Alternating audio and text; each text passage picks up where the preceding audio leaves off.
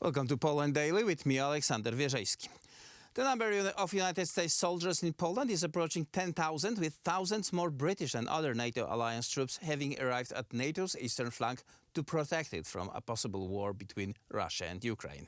The joint forces will launch the biannual exercise Sabre Strike, aimed at testing the ability to move troops quickly from bases in Germany to eastern Poland. The purpose of the exercise is to test the ability to counter potential military threats on NATO's eastern flank, the efficiency of the transfer of forces from United States territory and their deployment in the European area.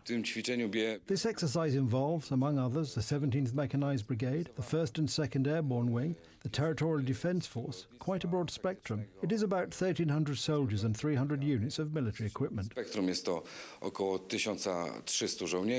Columns of military vehicles will move on the roads throughout the entire country. The transports will be carried along highways and expressways, usually during the night hours. The exercises, organised by the United States, are held every year in Baltic countries. On the American side, the exercises involve, among others, the 2nd United States Cavalry Regiment and the 12th Combat Aviation Brigade.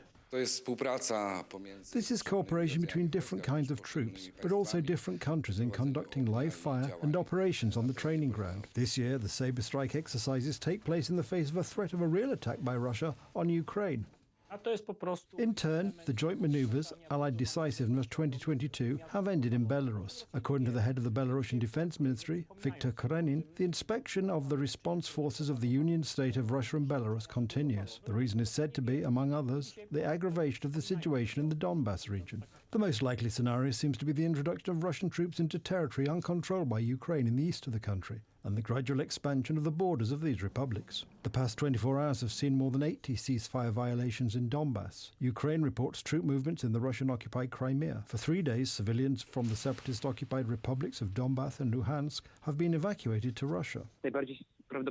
This was a planned mission. That's why these videos that were published on the 18th of February and were created on the 16th of February, so we can already conclude that this was an operation that was prepared beforehand. The latest satellite images indicate that the Russian troops have been deployed in new locations. They continue to surround Ukraine from several directions. Kiev points out that although the threat is still present, Russian troops have not formed a single strike group. According to former Defense Minister Jan Parish, Russia is seeking to expand its territory in Europe, and creating a threatening situation around Ukraine could help it do so. It is clear that Russia, if it wanted to, would have attacked a long time ago. This seems to me that these waves of tension, this blackmail that Russia uses, are just a prelude to the main negotiations, which are unknown when they may take place. Meanwhile, in Ukraine, there are extensive civilian exercises on the use of long weapons, first aid training, or survival skills in difficult conditions.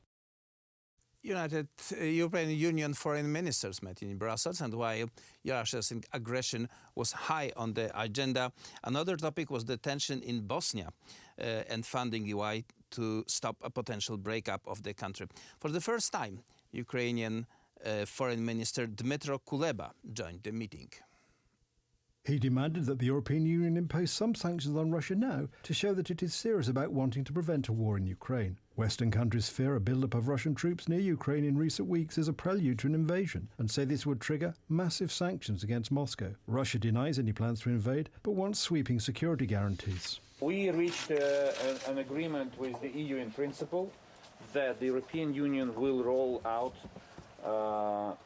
advisory training military mission in Ukraine. These are not combat forces. This is a new element in the cooperation between Ukraine and the European Union.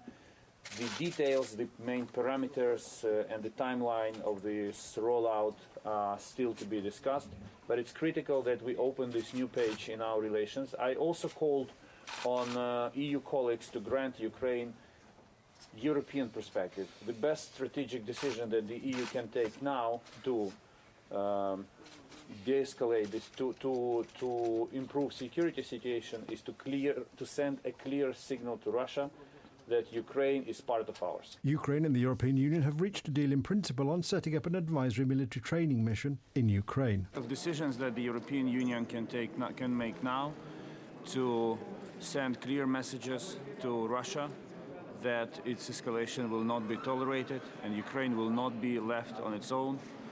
This includes not only political messaging, political signals, but also some very specific acts like supporting the development of our defense sector, supporting Ukraine's cybersecurity,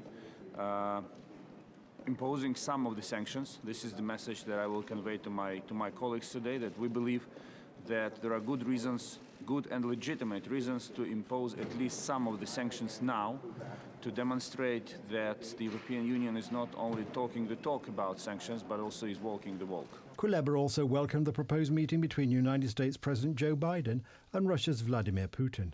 We welcome this initiative. We believe that every effort aimed at diplomatic solution is worth trying.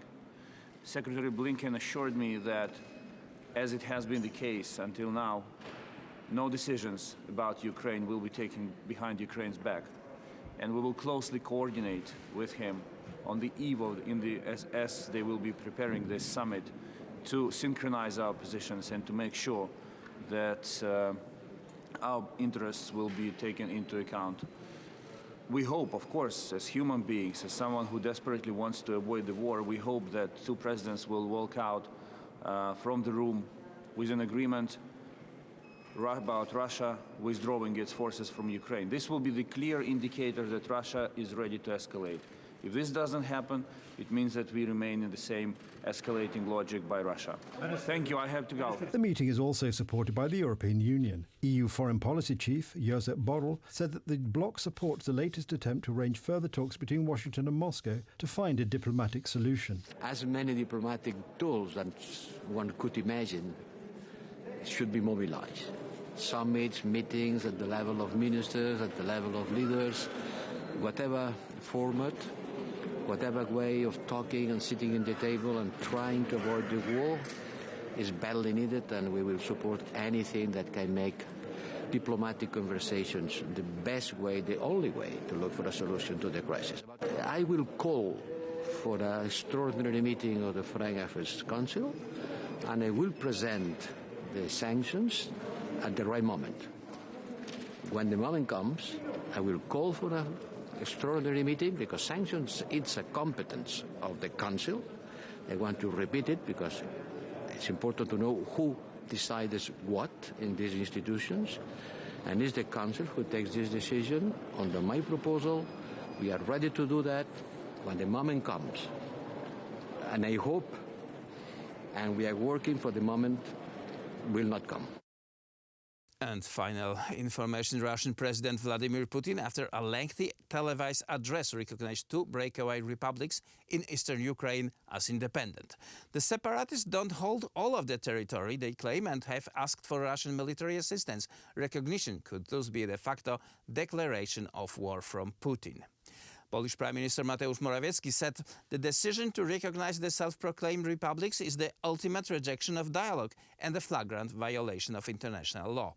It is an act of aggression against Ukraine that must be met with unequivocal response in the form of immediate sanctions. I call for an urgent meeting of the European Council of this issue. Former President Dmitry Medvedev, now Deputy Chairman of Russia's Security Council, told President Putin that he believed that majority of Russians would support the two regions' independence, which is said around 800,000 citizens, Russian citizens live. Basically, Ukraine does not need these territories, at least. It's a political currency and a bargain for Ukraine's status. The residents of these territories have not been receiving any support from Ukraine in years. On the contrary, they are subjected to mass repression. Никакой поддержки и помощи от украинских властей уже много лет не получают, наоборот, подвергаются массовым репрессиям. The only solution would be to recognize the legal status of the territories mentioned, which is within the right of the president of the country. Judging by what we see now, the situation is not likely to get better. As we have said, Vladimir Vladimirovich, I think it's very important that our society, citizens of our country, share this view. We all live under the same roof. It's all connected to large processes with military elements. But as far as I know, the overwhelming majority of the citizens of our country would support this move. And during the night, the Security Council of Ukraine is convening, as well as telephones are hot between the Western leaders. The situation is tense. Tomorrow, at the same time, we will tell you more what happened. But for now, that's it in the news. I'm Aleksander Wierzejski. Watch Poland Daily tomorrow.